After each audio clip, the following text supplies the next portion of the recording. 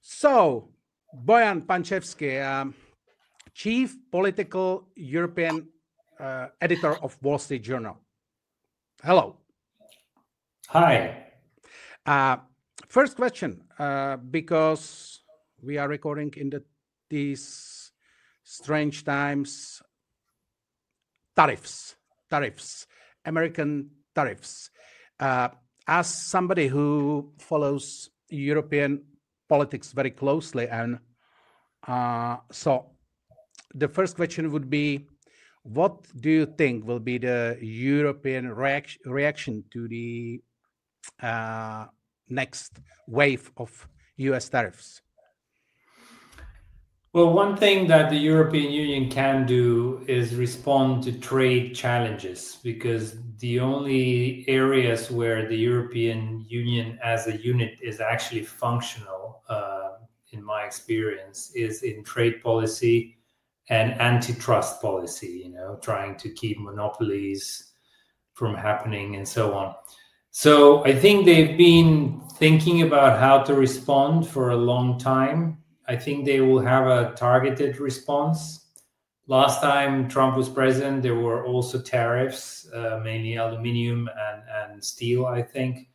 And there was a targeted response. The kind of experts at the European Commission, which is the executive body of the European Union, they figured out what are the American exports that would hurt Republican politicians the most in their constituencies. And I think they identified a number of things, for example, bourbon whiskey, Harley Davidson motorcycles, stuff like that.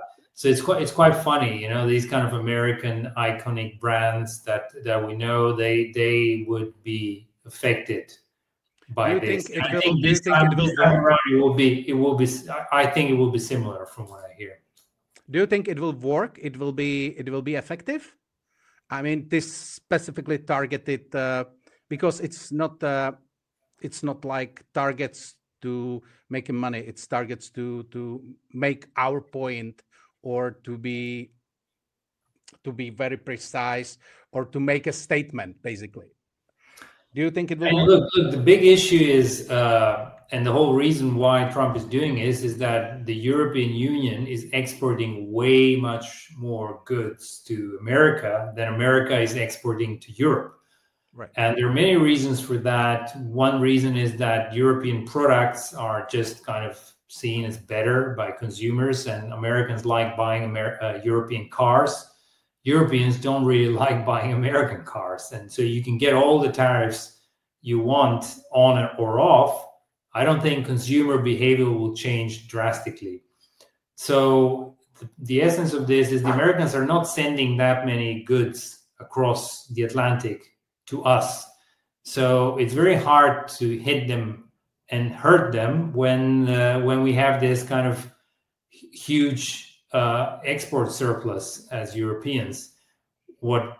Where I think the disbalance is on the other side is services, especially digital things, Apple, all the digital platforms and so on. So they've been talking and thinking about maybe putting tariffs or taxes rather on digital services. And I think that's, I don't think that is very well developed, the process of that, and we'll see whether it happens or not. But for now, I think it will work in the sense that some people will go to the senator or to the congressperson and say, what the hell is going on? Our Harley Davidson motorcycles are being are facing tariffs, and people can't buy them in Europe anymore. Please, can you do something about it? So in that sense, it will work. But whether or not this will have an impact on Donald J. Trump, we'll see, but I kind of doubt it. I don't think it will change much, at least initially not, his determination. Because for him, tariffs are a way to force European companies to go to the United States and manufacture their goods there. He says he welcomes that. He wants factories, jobs moving from Europe to America. And also it's a way of getting money into the treasury of the United States, because he wants to cut taxes. And if you cut taxes, you have to have money from somewhere. And tariffs is one way to raise cash. And one thing they do is they do raise cash. You introduce tariffs, you create a trade war, you create all sorts of disturbances in the market. You may even cause a recession, but you will get money into the treasury. That's for sure will happen. What will see how it continues? How this, in your opinion, will end? I mean, well, if I knew, I'd make $1 billion now.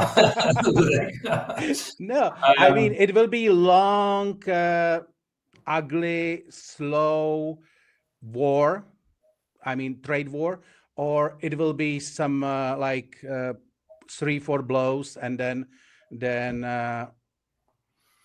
Trump or Europe will decide to start, negotiate again. I mean, it could be both, really. It seems like Trump is really serious about the tariffs. I think there was a period when some analysts and the markets thought that Trump is using the threat of tariffs to make a point and to kind of scare markets or scare companies and governments into giving him what he wants. But now I think there's a realization that no, actually, he will use the tariffs. And he's serious about it. So we'll see. I have no idea. He talks a lot about tariffs. He's talked about the history of tariffs in the United States. He's talked about the times 120 years ago or more when tariffs were a source of incredible wealth creation in the United States.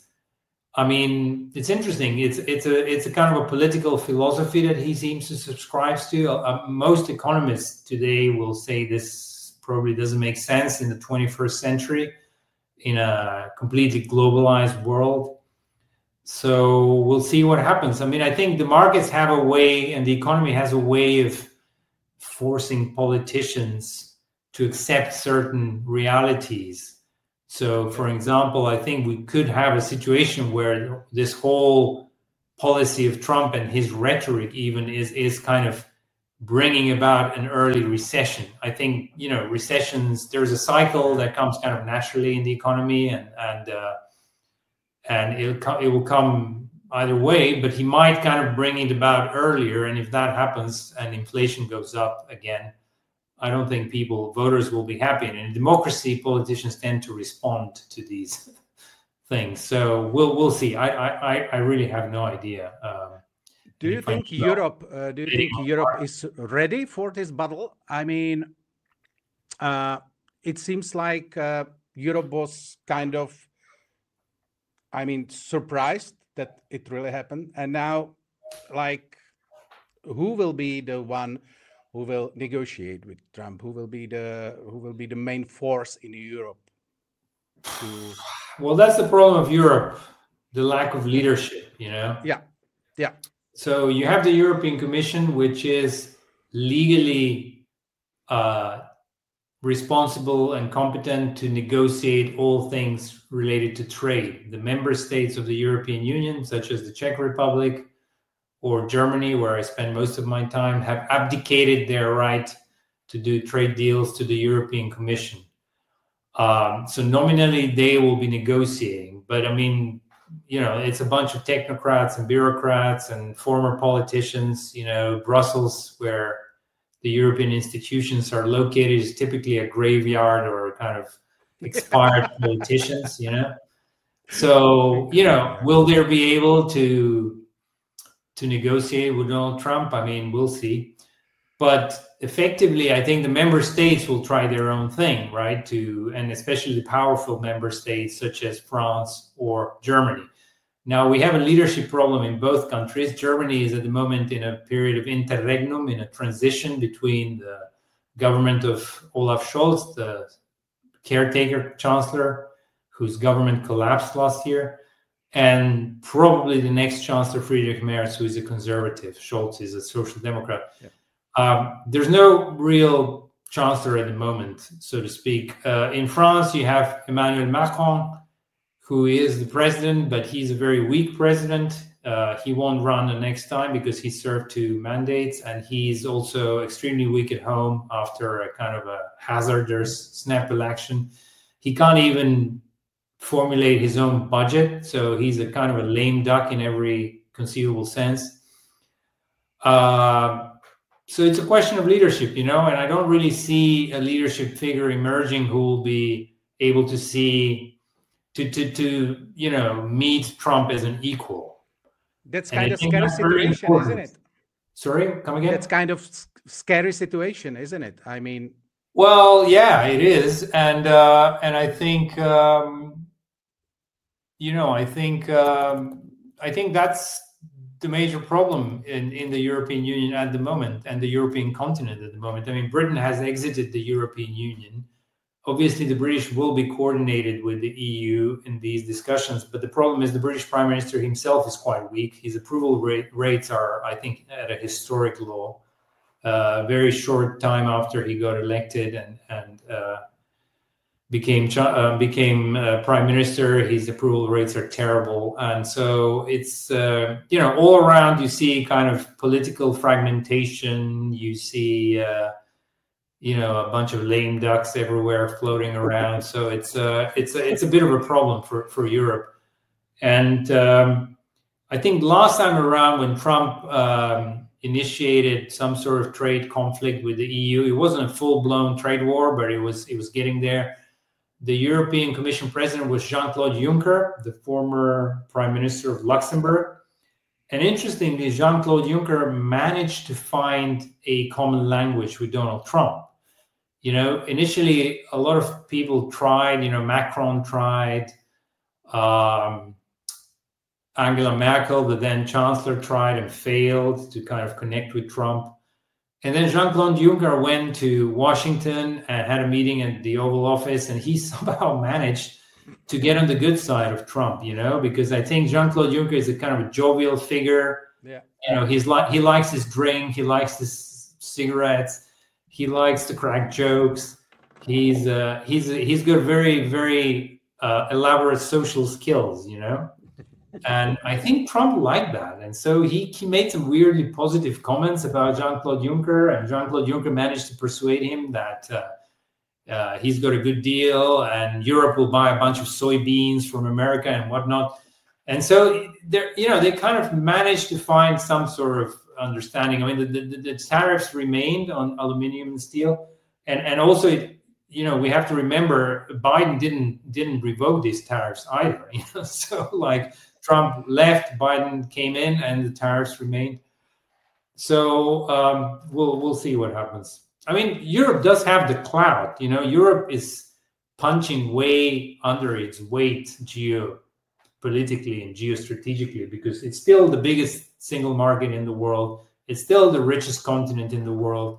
It still has the best educated population. It's still got a great power of innovation and entrepreneurship. And unfortunately, a lot of these ideas or these entrepreneurs, these concepts that get sort of conceived in Europe, they have to go to America in order to materialize. And that is a problem. You know, I've spoken to a number of very innovative, entrepreneurs who say that there's great research and development in Europe, great universities, but then when you get to a certain level, you have to move across the pond to get capital, to get market, to get cheap energy. If you're in manufacturing, energy is very expensive now. So unfortunately, you know, Europe is underselling itself, and I think that is an issue in this budding conflict with the United States in trade terms. But it's kind of connected. There is no leadership.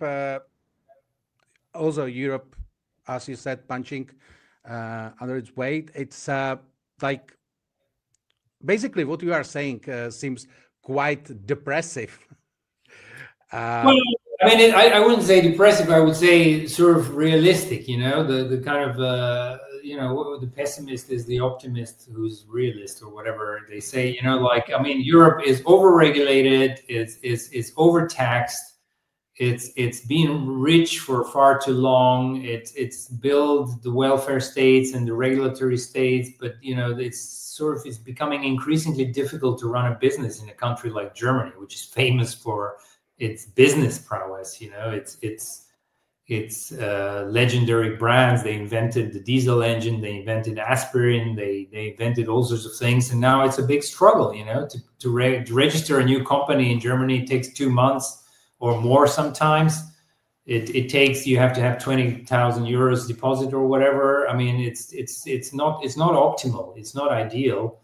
And I think this takes its toll. And then the political fragmentation is probably the biggest problem, because in countries like France, like Germany, like Spain and Italy, and increasingly Great Britain, you have too many political parties. The vote is kind of splintering, and it's very difficult to form a government that can make momentous decisions, that can kind of change things and adopt a reformist agenda and just go left or go right or go wherever they want to. It's very difficult, because it's all a matter of very complicated compromises that actually paralyze decision making. I mean, in the Czech Republic, a thing or two about that, right? I mean, you've got unwieldy coalitions of many parties that come together, and these parties are not necessarily similar to each other, and they have different. Germany was a case in point as well. That's a new thing for Germany.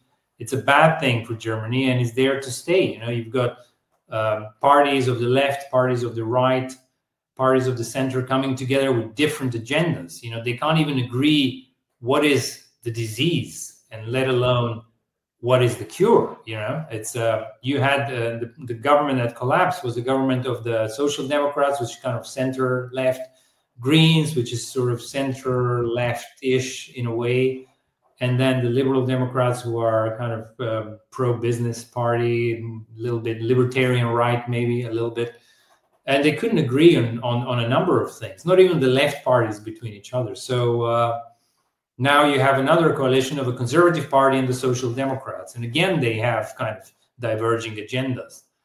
So it's not brilliant. Speaking about Germany, there is lots been written about the CDU versus SDP coalition talks. They basically got together because they want to avoid AFD.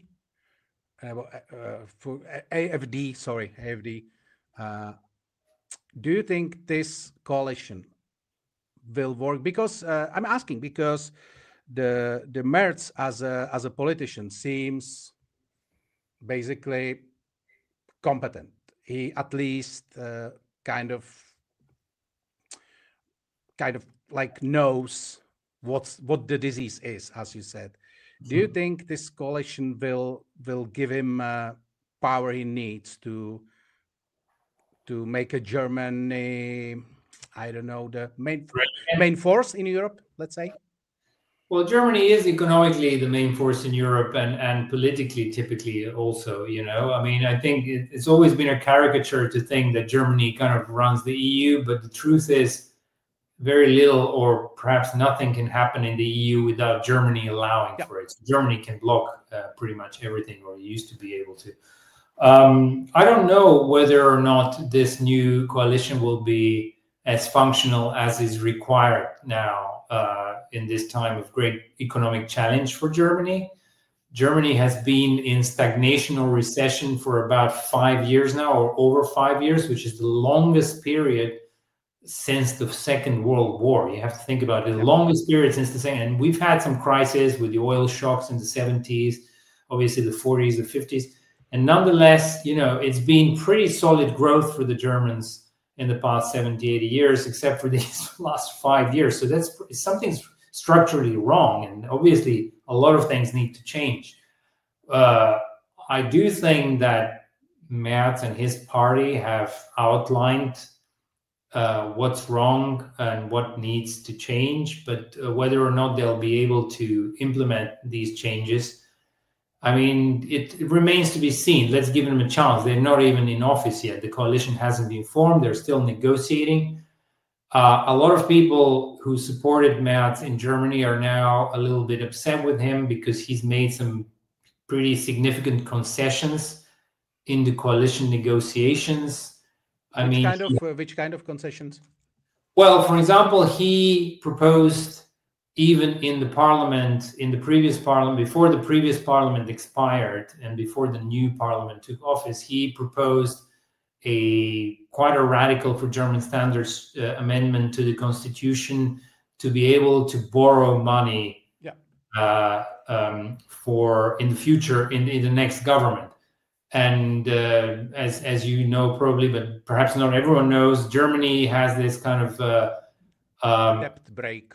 So-called debt break. It's essentially a cap on state borrowing, which is enshrined in the constitutions.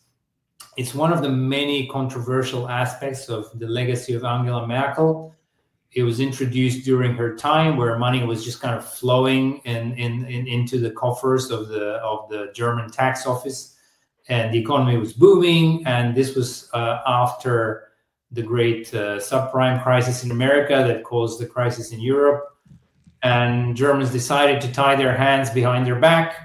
And every consecutive government should be tied as well. It's kind of a typical German sadomasochistic political setup, where they think that the constitution should prohibit every future parliament and every future government from borrowing. And in order to expand fiscally in a significant fashion, you need basically to change the constitution. And that wasn't possible in the last years. And now Merz proposed it. He argued that there's a lot of need for investment, and that there's a lot of need for defense. There's a lot of need to rearm and to kind of improve the pretty poor defense capacities of Germany. And there's need to support Ukraine, among other things. And then in trying to persuade other parties to vote for this, he had to give them concessions as to how these monies will be spent. And a lot of people from his party, or who supported his candidacy, were upset with the concessions that were made, because they think the money will be spent in a way that kind of guarantees the status quo, that it will be spent on the welfare state, that it will be spent on some climate project for the Greens. I think they even enshrined, again, this German thing of legally binding yourself to an abstract policy goal. They enshrined in the constitution the date when Germany should become climate neutral, or like they regulate emissions in a constitutional fashion. That's not, that's obviously also hazardous, because the time will come when they have to change the constitution again, or people will take to the courts, and judges will rule against state authorities because they're not meeting these constitutional targets. So it's a very German way of doing politics. But anyway, long story short, he's given a lot to the Social Democrats and to the Greens, and these are parties that were basically hammered by the voters in the election. The Greens dropped to 11%, the Social Democrats, I think, 14% or whatever. It's the Social Democrats had the worst showing in their long history, and it's a very long history. It's the oldest existing political party in Europe, I believe. It's a very venerable old party that has been basically reduced to a skeleton of itself. And the Greens were punished also severely. And now both parties, voters kind of turned right. They voted for AfD and for the Alternative for Germany, which is kind of a right-wing nationalist party, and they voted for the mainstream right. And now they got a policy mix that is heavily influenced by the left, which got punished. So as a result of all this, the AfD is now polling only 1% below the Christian Democrat, the conservative bloc, which is pretty bad. And a lot of analysts predict that the AfD will in fact be the biggest party by the end of this parliament and win the next elections, which is quite possible. This is what happened, in fact, in Austria, the neighboring country. This is roughly what is happening in France to an extent. So we've seen these developments play out in other countries, and there's no reason to think that Germany will be an exception to that. It's a kind of like you mentioned it that politicians in Germany, in Austria, in some other European cities like European countries, basically got in ahead this idea of abstract political issues in last 10, 20 years, because there were money for it and there were no other problems or other issues, basically. Do you think that these abstract political issues will be swept away, or that we will see the fight over them in following months or years still? I mean, basically, it's a short way to ask if there will be political fight about the ecological and social things, or is there will be probably fight for general European change of the politics? I think change is coming. I think identity politics is on the back foot. I think climate policies are no longer, given the significance they were a couple of years ago, certainly before the war, before Russia's invasion of Ukraine, the full-scale invasion. I mean, now you had the new Green Deal with the last commission, and that was their flagship kind of project. And now you have Rearm Europe. I mean, they changed that name because even the name was kind of too aggressive for some people. Now they call it Readiness or whatever, some sort of bureaucratic euphemism. But essentially what they're saying is we have to buy a bunch of weapons and prepare if Russia attacks us. So if you have an immediate kind of concern about the geopolitics of your own neighborhood, i.e. Russia might come in with tanks, and I think you Czechs remember how that looks like. Nobody wants it to happen again. So that will take precedence over whatever, environmental concerns people might have related to the climate. But, some political forces thrive on certain issues, and the Greens, of course, they cannot divorce themselves from the climate policies that they've stood for such a long time. So I think this will not go away. And it's obviously an important issue. The climate crisis is a global crisis. But in a way, I think the immediate crisis, i.e. the problem with Russia, and then the problem increasingly with the United States, who is sort of morphing from a partner and a protector, a patron of Europe, to a challenger, to a country, a power that actually puts pressure in Europe, puts pressure in trade terms, puts pressure in economic terms, puts pressure in political terms, rhetorically at least, and possibly in security terms, because Trump and certain people in the Trump administrations have repeatedly said, why should we be protecting you when you're you're doing deals with Russia, you were buying their gas from them, now you're not arming enough. Why should we pay for the war in Ukraine? Why should we pay for the defense of Ukraine? It's a European war. It's a defense of Europe. Our immediate national interest is not at stake. And there's a whole school of thought in the Republican Party and the so-called MAGA movement that it's not in their national interest to be antagonistic to Russia, And obviously for the Europeans, that's not brilliant news, because Europe has been used to the past 70 years being taken care of America. And if you think about, the war, the full-scale invasion of Russia and Ukraine is now in its 4th year. So it's been over 3 years, and the Europeans haven't really armed sufficiently. They haven't really increased their capacity to produce simple things such as ammunition, gunpowder, shells. We're talking about stuff that was essential in the First World War. I'm not even talking about the high-tech stuff, and we're not there yet. So obviously, the political classes didn't feel necessarily the pressure, and I think now they are feeling the pressure when Trump is saying, "Well, I may not protect you."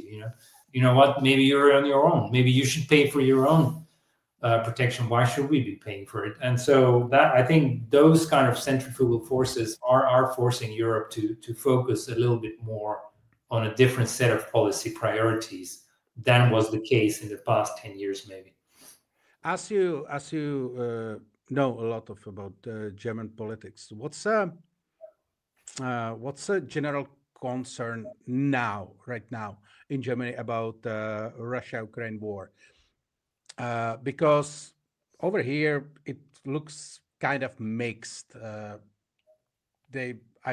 Germans are like concerned about the war, probably more than Spain or France or some South states in Europe, but they still seems kind of tied to Russia through the old political connections. Gerhard Schröder and stuff. What's now general public perception of Russian-Ukraine war in Germany, in your opinion? I think I haven't seen the most recent polls, but you could see in the past 3 years, there was a huge concern and a huge support for Ukraine and for Germany supporting Ukraine. And that has ebbed away a little bit because people get tired of everything. A war in its 4th year is a very long war, and most people, I think, want it to end. It's also very challenging for Germany fiscally because Germany is the biggest supporter financially for Ukraine, not per capita, but in absolute terms. And it's also hosting over 1 million refugees. Nobody knows exactly how many because it fluctuates. People go back and forth. But some 1.3 million at one point were living in Germany. And I think that the cost for them in terms of the welfare services they receive is billions of euros a year. Free housing and whatever else they get, healthcare and so on. So it's very costly for Germany. Germany has stepped up. And I think, the support is there. I don't think there is a majority for a change of policy at all. I think some parties stand for that, like the Alternative for Germany. But overall, I think across the board, the voters are still in favor of supporting Ukraine. And I haven't seen a poll showing otherwise. It may be wrong. Obviously, I haven't followed in the past few months that closely. But I think with the passage of time, people will be getting more tired. Now, there will be a big shift coming in the next government if Friedrich Merz manages to form a government, is that he will have this wellspring of cash from borrowing. He will allow himself unlimited spending on defense and Ukraine. So that will alleviate the pressure on the budget a little bit, because in those two things, the government can borrow as much money as needed. When I say unlimited, that's an academic term because no government can really spend unlimited amounts of money. But there will be more money, and that's going to kind of help. There's not going to be a situation in the previous government, the government literally collapsed because they couldn't form a budget because they couldn't agree where to cut. They had a situation where they had to cut somewhere. There was just not enough money for the welfare projects they had, and for supporting Ukraine militarily, and for rearming Germany, and so on. So there was just not enough money. They couldn't agree what to cut, so the government collapsed. This government will not necessarily have to make such difficult decisions because they will allow themselves more fiscal space with that change, constitutional change that was pushed through. One other thing about Germany, migration. That's other issue where Germans probably have to redecide their position, or they are pushed kind of to redecide their position. Do you think that a new government, if will be formed, will change its view on a migration, to the sense that they say it's unmanageable at the moment, or even they take cards out of the hands of AfD? Well, look, the conservative bloc of Friedrich Merz was campaigning on a much harsher migration policy. And when we talk about migration in the German context, and I think in the European context, frankly, as well, and problems with migration and issues around migration and popular discontent, it's largely asylum migration. So we're talking about asylum seekers. And Germany has been taking more asylum seekers per capita than any other country in the world, I believe, in the past years. I mean, that enormous surge started in 2014, 15, 16 with the war in civil war in Syria, and the kind of the influx of Syrian refugees that pulled like a whole influx of many other migrants that were coming in. And ever since, Germany has been receiving the equivalent of a whole city each year. So I think it's been millions. I forget now how many exactly, but millions of people have entered Germany in the past 10 years. And that has been an enormous strain on the budget, obviously, but also on services, because there are only so many teachers in kindergartens. There are only so many doctors and nurses and school teachers and so on. There's been a pretty significant uptick in crime, in certain types of crime related to migration, such as anti-Semitism, Islamist terrorism, knife-related crimes, sex crimes, specifically related to migration. And so the climate has changed in Germany. I mean, initially there was this kind of welcoming culture. People were going out with little banners, refugees welcome. I remember reporting on these kind of thousands and thousands and hundreds of thousands of people coming in through the railways in Munich, for example, and they were kind of throwing teddy bears at them and toys and things. And that has changed. Now people, all the polls are showing that there is a vast majority at any given stage in Germany for curbing that kind of migration. The Social Democrats, who are the partners, who will probably be the partners in the new government, are also have shifted. So they are in favor of a more restrictive policy, but they haven't really dared do any kind of drastic things. I mean, under their watch, I mean, the former, the still serving interior minister introduced border controls, and the border controls have basically reduced migration because you control, the police controls people's IDs, they find irregular or illegal migrants, and in some cases when they decide they don't have right to asylum, they try and push them back, or they kind of process them further towards a process that might end up in rejection. So they have done a lot. It's the previous government has done a lot, and it has managed to reduce migration. They've also done deals or under the table or over the table with countries in the Balkans, for example, with Serbia, in order to stop. That's one of the main routes for migration coming into Germany, the so-called Balkan route coming from Turkey. So Serbian police has been pretty harsh on stopping migrants, on pushing them out, pushing them back, holding them back.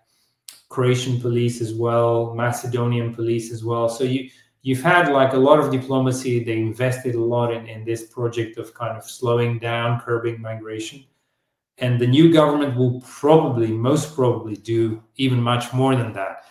Now, what happened yesterday or the day before is that the head of the German Agency for Migration and Asylum, which is called BAMF, the agency, one of these funny German acronyms, the head of the agency said, incredibly, I think, for German standards, he said, we should abolish the individual right to asylum because it's not working anymore. It's obsolete. It was created in a world after the Second World War, when the memory of the Holocaust and the memory of the persecutions, both in the Soviet Union and in Nazi-dominated Europe, was vivid, and the idea of a refuge was related to that sort of thing. And now asylum has become something else. It has become a means for people who seek better life to be able to come to places like Germany, because in Germany it's basically enough to show up there legally or illegally and cross the border and just say, I seek asylum, and then you basically will stay there forever. Very, very, very few people get deported back. I mean, most people destroy their documents if they don't really have a right to asylum. And so it's very difficult to even establish their countries of origin and so forth. And so the head of the agency said we should abolish that right, and we should instead introduce contingents like a humanitarian contingent. So we decide we take this year 1 million people or however many people from that country and the other country from that conflict zone and the other conflict zone. And this has already been happening. It's nothing new. That happened with the Ukrainians. At a European level, there was a decision at European Union level. The decision was made very swiftly at the beginning of the war, of the full-scale invasion, that Ukrainians will be given access, direct access into welfare and everything else without needing to seek asylum. So refugees coming from Ukraine show their passports and they will be welcomed into Europe, in Germany, for example. And that was pretty kind of painless. It's very interesting. I mean, 1.3 million, and there was no great upheaval. There was no great hysteria about them. I guess partially because they're culturally very similar to German. I mean, they look like Germans. Yeah. They are, you know, of the same religion in as much that they are religious. They have similar kind of profile in terms of education and so forth. So culturally very compatible, and so this has been already done. So it's not a kind of a crazy sort of blue sky thinking. It did cause a lot of controversy. It's kind of breaking a taboo in Germany because the right to asylum is enshrined again in the constitution. Germans like to have all sorts of things enshrined in the constitution. And to change that, it would require 75%, I think, majority in parliament, a so-called supermajority. And that's probably very difficult, if not impossible, to get, because a lot of the left parties and also some members, some legislators of the mainstream right and the mainstream left will probably not be in favor of that. But, you know, in a way, a dam has been broken with this kind of statement that they should. It could well be that the chancellor initiated this debate in some shape or form. We don't know that, but I think the debate will continue, and there will be pressure on the chancellor to deliver, because if he doesn't deliver, obviously, as I said earlier, the kind of right-wing, far-right nationalist party Alternative for Germany is already polling just 1% below the conservative bloc. They are just one tiny little step from becoming the biggest party in Germany. And their main message is, we need to stop migration. You know, they've been campaigning on that issue. That is their main issue. So if that issue doesn't get resolved in a way that will satisfy a vast majority of voters, across parties, by the way, then presumably this party will become the biggest party, and then the fragmentation of German politics will become even worse. How does, for these migration-related issues, what's the reaction of Social Democrats and Greens? Because it seems like what you just said, it seems like something which Social Democrats or Greens will hardly accept. Well, I think you mean the migration issue? You're talking about Yeah, no, I think a lot of Social Democrats will accept, and some Greens as well. You know, I mean, in the Green government, there were some ministers who were much less opposed. You know, there were several Green ministers. One of them was Robert Habeck, Minister of the Economy, and I think he wasn't that doctrinal, that dogmatic about it from what I heard about the discussions. On the other side, you had Annalena Baerbock, who was the foreign minister, or still is. She's serving as a foreign minister. And she was much more opposed to any kind of drastic reform. And she was much more in favor of allowing asylum migration as is. I mean, she was organizing charter flights for Afghans being brought in from countries like Tajikistan or whatever into Germany. And I think tens of thousands, I mean, at least 25,000 of them were brought in through these kind of voluntary admissions. And I know a lot of people in the government were not happy about that, but she organized it herself. And I think the Greens are very much pro-migration party, pro-asylum migration party, and it's part of their identity. The left party called the Left is similarly so. The Social Democrats, you have different opinions within the party. So I think it's not going to be a uniform no, but it's going to be difficult. It has been difficult. I think it's been a step-by-step process, but I think one huge pressure on all parties to act is the rise of the Alternative for Germany, which every single party that we just discussed completely rejects, and they are demonizing them and they hate them literally.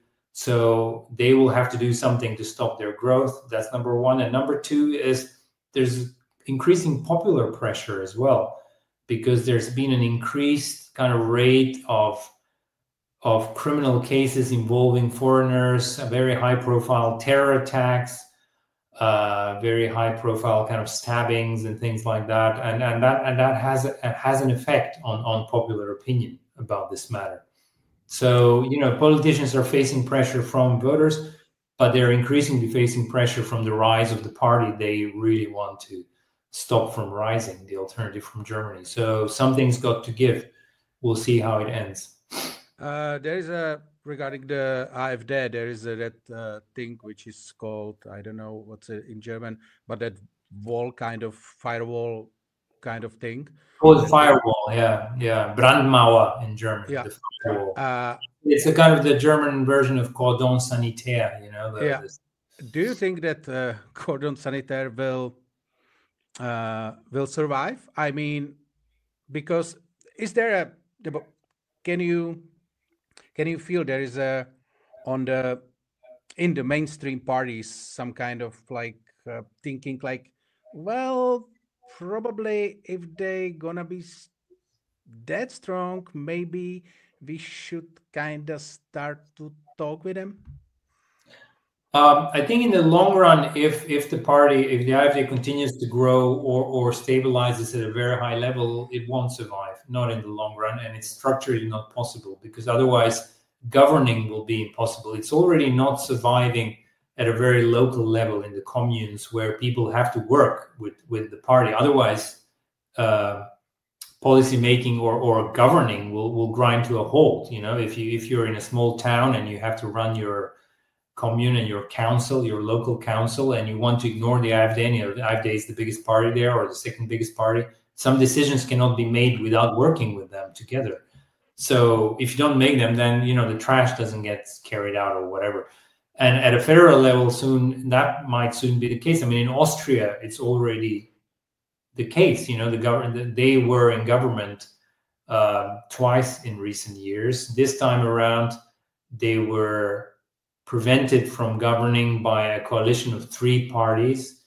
And I think increasingly there will be coalitions like that, including several parties, disparate coalitions, which are very unwieldy, difficult to manage. And I think there is a limit to how much mainstream politicians can do to keep out the party that will eventually be the biggest party, if it does become the biggest party. There are so many ifs here.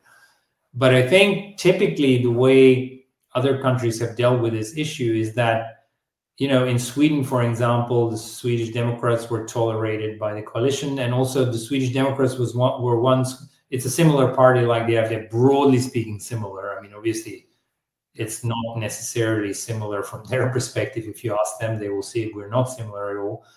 But they had a similar status, let's say, and they've changed, they've evolved in a very mainstream way. And I think that's to an extent been the case with the Austrian FPÖ, the Freedom Party. And that's certainly been the case with Front National, which is now called Rassemblement National. They changed their name, they rebranded, they've become a much more mainstream presence in French politics. It's hard to kind of find much radicalism in them. But, the AfD has chosen a different path. They don't try... their program is not radical. If you read their program, there's nothing radical about it. But some of the debates that the leading figures are having and some of the rhetoric is perceived as quite radical in the German context. And so they've gone a different path in the sense that they're not moderating, they're not toning down. They're kind of, oh, this works, let's push it up again. So, you've got figures like Björn Höcke. A court in Germany decided that Björn Höcke can be called a fascist because that's kind of based on factual state of things. And, that's quite extraordinary in a country like Germany with its past and its relationships to its past. For a politician who's quite a significant politician, his party won essentially the state election in Thuringia, the small state in central eastern Germany. And they won the election, and he can be called a fascist. It's interesting.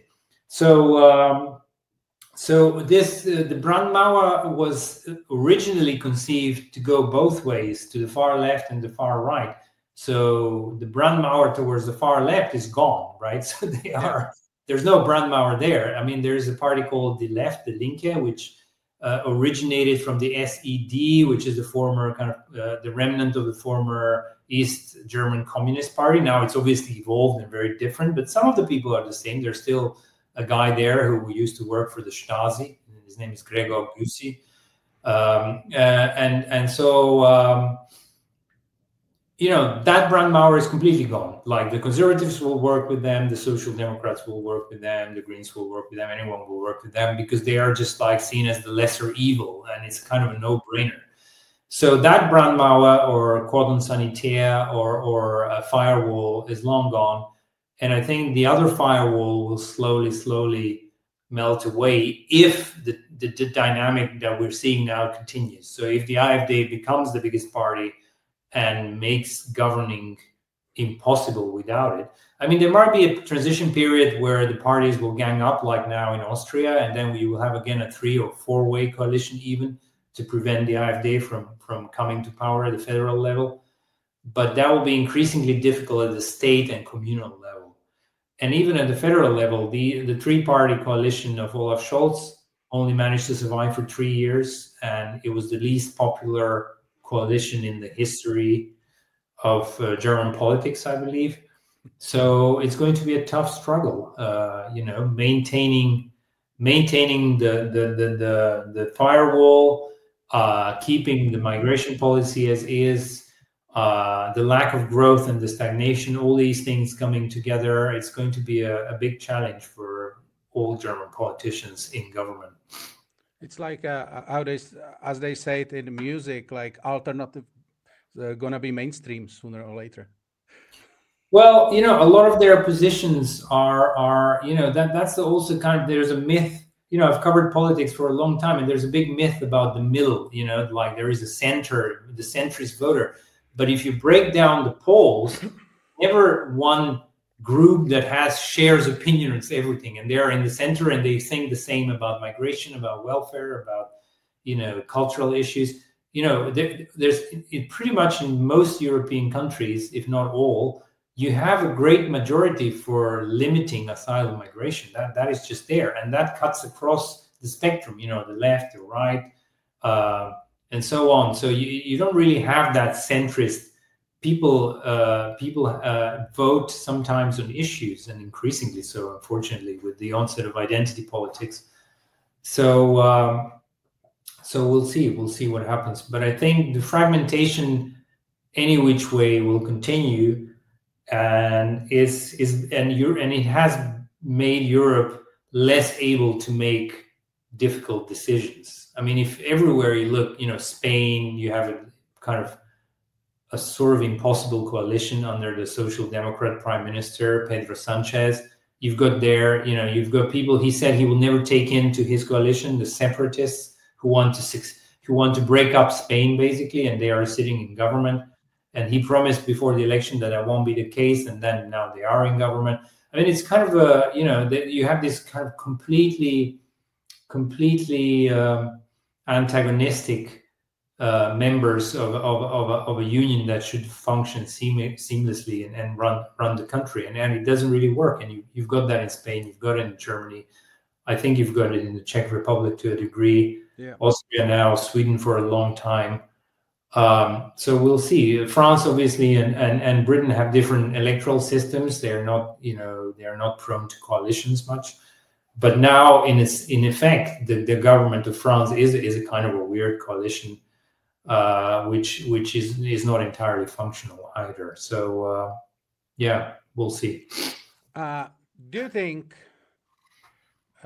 closing question, do you think in 1 year time, Europe as a whole, as a group of states, will be stronger or weaker than it is now? I mean, that's a good question. It can go both ways. It's pretty weak now. So, I mean, that's why I'm asking. You think it can't get much worse in a year, so it won't get better. So fingers crossed.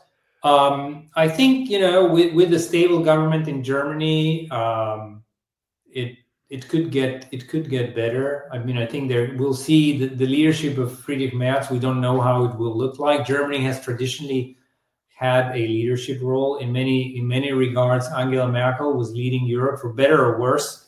A lot of her legacy is actually quite controversial now in retrospect. But Germany has been the leader in recent times, so it might become the leader again. So we'll see. I mean, changes may happen in Spain.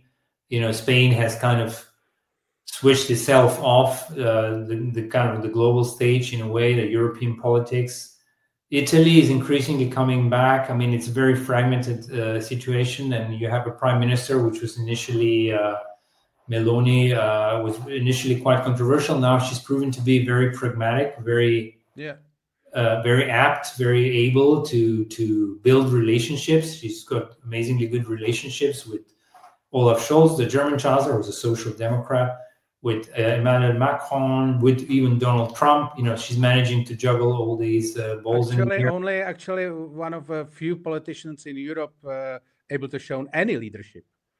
It's interesting, right? Because when she was elected, there was like a big cry of despair on the liberal side of the spectrum. But she's proven to be fairly pragmatic, and I mean, we'll see. What that means to voters in Italy, and how much will their lives improve as a consequence of her premiership. But certainly she's been able on the international stage to build alliances, or at least maintain relationships, and we'll see what the new chancellor does. I think a lot of it will depend on the new chancellor, because Germany, after all, is still the biggest economy and still the most kind of consequential nation. And frankly, the German economy is in big trouble. And if it doesn't change course, I think that will be terrible for Europe, because most of Central and Eastern Europe and parts of Western Europe are firmly in the grip of the German supply chain. I mean, the Czech Republic is in point of question, in Poland even. These countries have had pretty good growth, especially Poland. But a lot of it is based on German investment. A lot of the business flow in the Czech Republic is coming from Germany and Austria, which is in turn very much dependent on Germany. So I think if Germany doesn't get better, it will be difficult for Europe to get better and stronger. And finally, Europe without Germany, or with a failing German economy, is basically an overbloated retirement home with a huge mortgage. And it's unclear who'll pay for that mortgage. Well, thank you very much for your time. Thank you for this interview. Well, thank you very much. It's a great pleasure to talk to you. I love all things Czech. I wish I could speak Czech, so we could do this next time, maybe in Czech. But until then. All right. Thank you very much. Cheers. Ciao.